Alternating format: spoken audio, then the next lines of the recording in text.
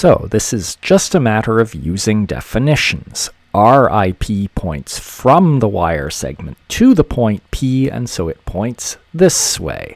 The delta L vector points parallel to the wire and in the direction that the current is flowing, and so it points this way. Now just use the right-hand rule for that cross product of delta L and RIP, and you will get that the B field points into the page, which you could also get using the right-hand rule for current that you've known for some time now. So let's see an example of using the Biot-Savart law. So I've written the Biot-Savart law out right here, and let's use it to find the B field due to a straight wire. But notice this is now not a long straight wire, in other words, not of infinite length, it's of finite length. And so here's a point P, some distance r away from the very middle of this wire, perpendicular out from the middle, and I've set the current direction, and the first thing I'm going to do is I'm going to break the wire into bits. And what I really mean is I'm going to pick an arbitrary piece of wire and define the delta L vector along that piece of the wire. And so that now sets an RIP vector, and note that the RIP hat is just the unit vector in that direction, and that also defines our angle theta. It's right here. And so notice, if you use the right-hand rule, you will see that delta L cross RIP hat is into the page. So I've set x and y this way, so the z vector is coming out of the page. If you do that delta L cross RIP with the right-hand rule, you're going to find that this vector is into the page, or in other words, delta L cross R is going to be delta L, no longer a vector. RIP hat magnitude is 1 sine theta, and this is all in the negative k hat direction. So now I can rewrite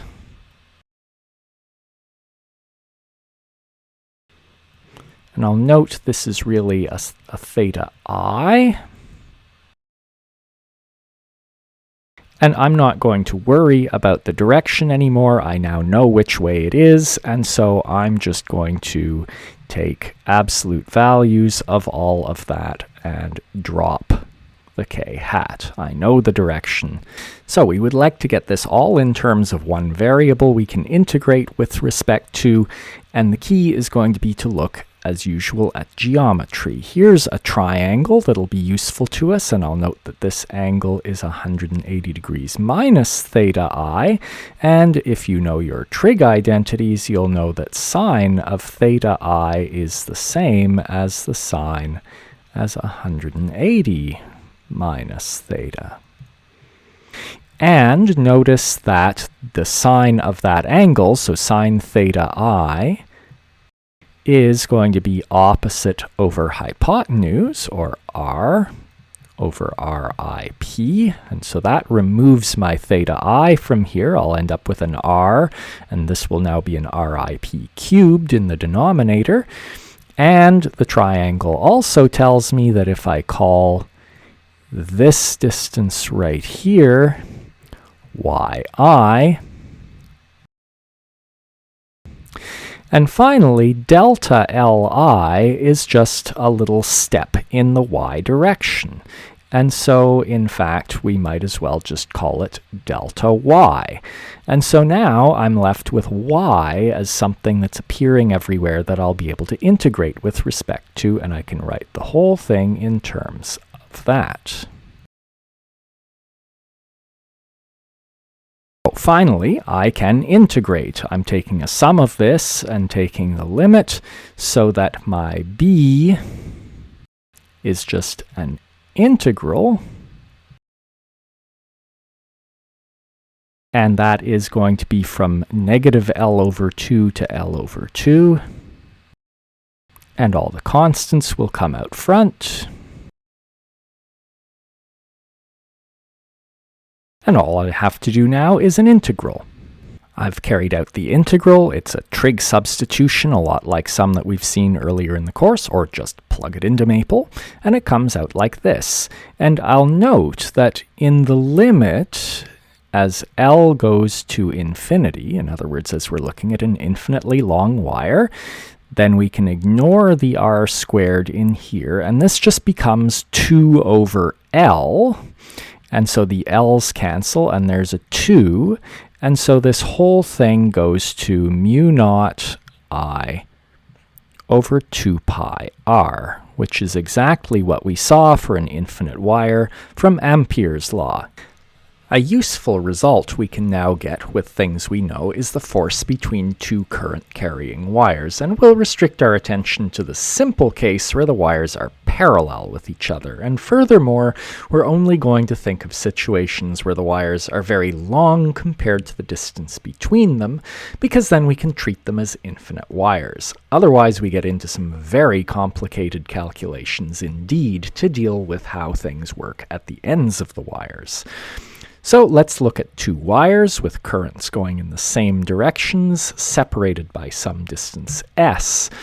And in this picture, if you think about the B field due to wire 1 at some location on wire 2, you'll see that the right-hand rule tells you it should be into the page. And so then the other right-hand rule tells you that the force that wire 1 is exerting on wire 2 must be towards wire 1.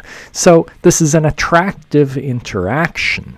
Note that Newton's third law tells you the force that wire 2 exerts on wire 1 must be down towards wire 2. So now we have an expression for the B field due to wire 1 at the location of wire 2, and we have an expression for the force that wire 1 would exert on wire 2, where, note, you have to be careful that in there that is the current in wire 2 and the B field due to wire 1, and put those all together and you have an expression for the magnitude of the force that one wire is exerting on the other. Part of the reason it's useful to be aware of the force between two current-carrying wires is that the official definition of the ampere is in terms of it. So here I have copied the official definition directly from the website of the Bureau International des Poids et Mesures, and it says that the ampere is the constant current which, if maintained in two straight parallel conductors of infinite length, placed 1 meter apart, would produce between those conductors a force of 2 times 10 to the negative 7 newtons per meter of length of the wires. So we're working in terms of this expression that we have, except we're talking in terms of the force per unit length. And then if you just think of setting both of those currents to 1 ampere and the distance between them to 1 meter, and set that force per unit length to the required 2 times 10 to the negative 7 newtons per meter, you see now why mu naught is a precisely defined constant, because it is defined by the definitions of the ampere, meter, and the newton. Here's another example, but I'm going to go through it very quickly because it's a lot simpler than the straight wire. Let's look at the B field at the very center of a current loop. And so note, first of all, that no matter where we're looking here, the delta L vector and the RIP vector are perpendicular, and so the cross product just comes out to the length of the delta I vector, and with the axes I've set, it's in the k-hat direction. So with this current in this direction, the B field at P is up along the z-axis, and so now I won't worry about direction anymore. And then also, if I define this angle phi I, which is just an angle defining where I am on the loop, then I can rewrite delta Li just using the definition of angles in radians as r delta phi, where capital R is the radius of the loop. And note that the magnitude of RIP everywhere is just r. And so that makes writing out the Biot-Savart law very simple. That cross product becomes a very simple expression. The denominator is just a constant. And so now this integral is going to be very simple. Once we write it all out as an integral, it's just going to be with all the constants out front.